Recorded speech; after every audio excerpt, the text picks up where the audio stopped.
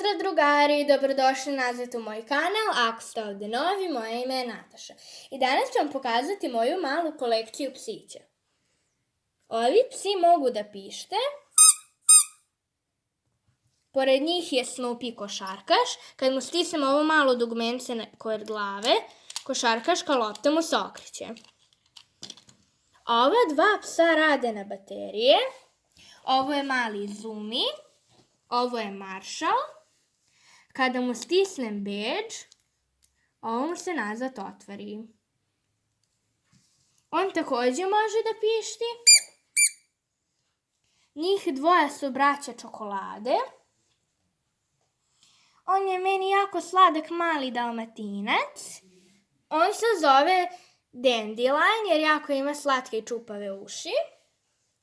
On je jako sladak, ima velike i buljave oči. Ovo je gospođa Pufna. Ovo je Zuma, pored nje su Šapica i Roxy.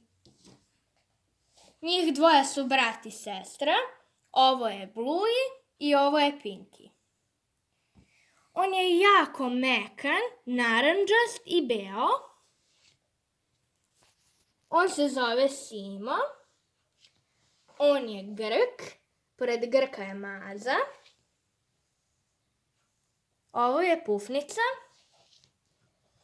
On se zove Mali slatki Mopi. Njemu su jako slatke uši i on je jako sladak. Ona se zove Zlata jer je zlatna i ima zlatne oči.